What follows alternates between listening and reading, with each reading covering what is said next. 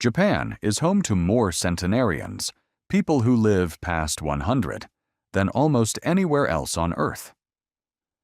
Scientists have studied their diets, their social bonds, their sense of purpose.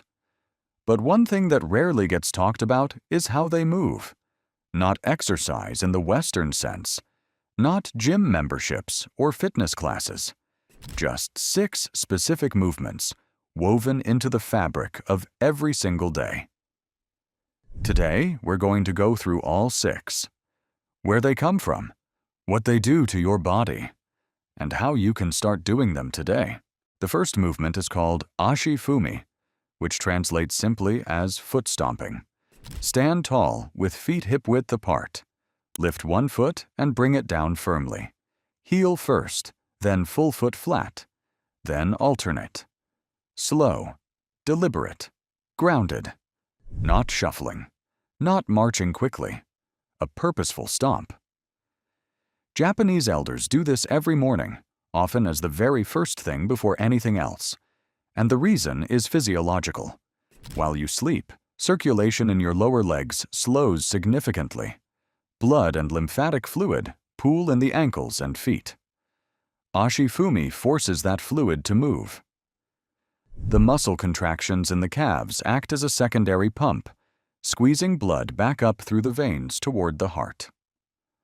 For people over 50, this is particularly important because venous return, the efficiency with which your body moves blood back up from the legs, naturally weakens with age. That's why so many older adults experience swollen ankles, cold feet, and that heavy leg sensation by the afternoon. 1 minute of Ashifumi in the morning disrupts all of that. Do it for 60 seconds. Feel the warmth move up through your legs. That warmth is circulation waking up. Movement 2 is Tateheisa, which means deep knee sit. Kneel down on a folded blanket or yoga mat for cushioning. Place one knee down, one foot flat on the floor with the knee raised. Sit tall. Now gently shift your weight forward over the raised foot, feeling a deep stretch open through the hip flexor on the kneeling side. Hold for 30 seconds, then switch. In Japan, this posture isn't considered exercise. It's just how people sit, on tatami mats, at low tables, during tea ceremony, during conversation. Because Japanese daily life has historically involved floor-level living, the hips and knees stay mobile in ways that chair-based Western living never allows. After decades of sitting in chairs, most people over 50 have hip flexors that are chronically shortened and tight. This is one of the leading contributors to lower back pain, poor posture, and reduced walking gait. Tateheisa restores range of motion to the hip joint that most people have lost so gradually they didn't notice it going.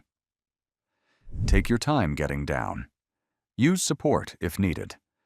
But visit this position every day, and within 2 weeks you'll feel a measurable difference in how your hips move. Movement 3 is the banzai stretch. Stand with feet shoulder width. Inhale deeply through your nose. And as the breath fills your lungs, raise both arms slowly overhead, reaching as long and as tall as you can. Interlace your fingers at the top, palms pressing upward. Hold at the peak for 1 full breath. Then exhale slowly as your arms float back down. Repeat 10 times. This is practiced across Japan every morning, often outdoors, often in groups. What it does is decompress the spine. When you sleep, the intervertebral discs in your spine absorb fluid and expand slightly. When you stand and move through the day, gravity gradually compresses them again. The banzai stretch counteracts that compression before it sets in. By reaching fully overhead while breathing deeply, you create traction through the entire spinal column, gently lengthening it and creating space between the vertebrae. For people over 50, this matters enormously. Spinal compression is one of the primary drivers of the height loss, stiffness, and morning back pain that most people accept as inevitable aging. It isn't inevitable. It's what happens when you stop moving the spine through its full range. 10 bonsai stretches every morning interrupts that process before the day begins. Movement 4 is koshi mawashi, hip circles, feet shoulder width, hands on your hips. Begin drawing large, slow circles with your hips, as if turning a hula hoop in slow motion. 30 seconds clockwise, then 30 seconds counterclockwise. Keep your upper body relatively still and let the movement come entirely from the hips and lower back. This is a core component of Radio Taiso, Japan's national morning exercise program that has been broadcast on public radio every day since 1928.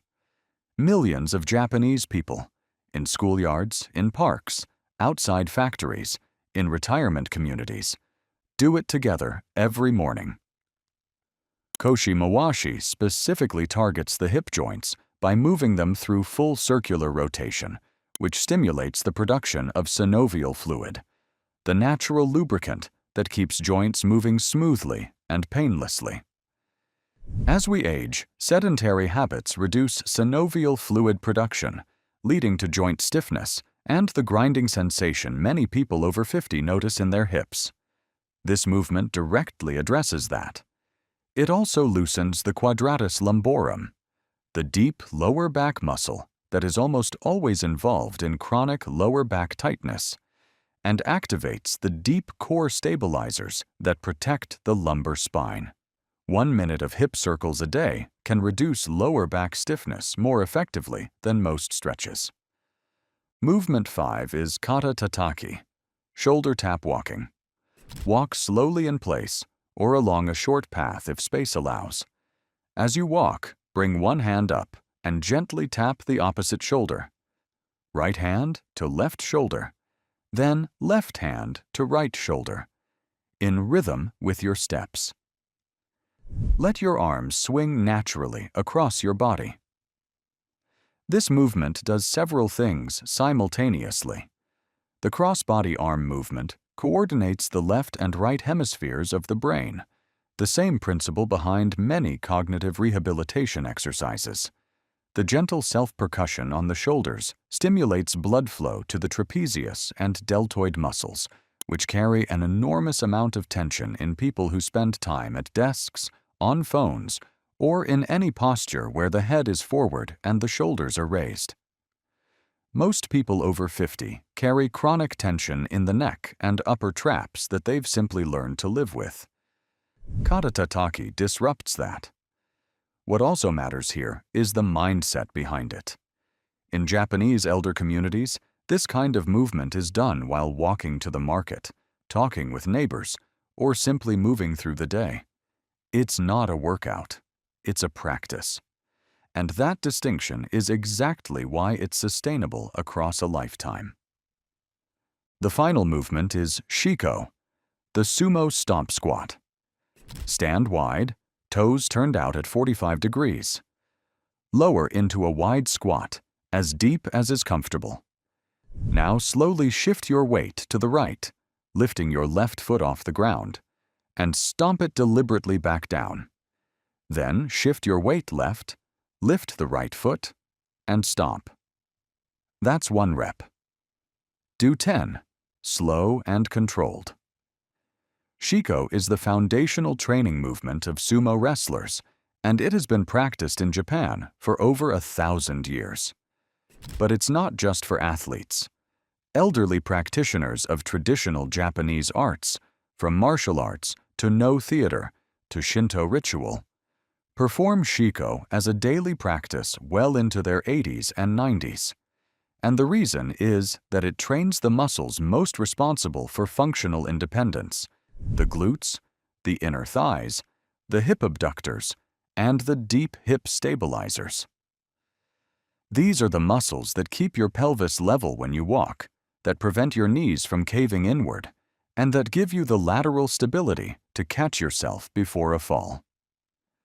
Research consistently shows that hip abductor strength is one of the strongest predictors of fall risk in older adults. Shiko builds exactly that strength, slowly, safely, and deeply. 6 movements, drawn from a culture where growing old is not considered a decline, it is considered an arrival. The Japanese concept of ikigai, your reason for getting up in the morning, is inseparable from staying physically capable enough to pursue it. These 6 movements are not a workout. They are a daily practice of maintenance, of respect for the body, of staying in the game. You don't need equipment. You don't need a gym membership. You need about 10 minutes, a clear floor, and the intention to show up for yourself every single day. Start with 1 movement this week. Add another next week. By the end of 6 weeks, you'll have a complete morning practice, and you'll feel the difference long before that. If this video resonated with you, subscribe to Old School Wellness. We put out videos every week for people over 50 who want to move well, feel strong, and live long. See you in the next one.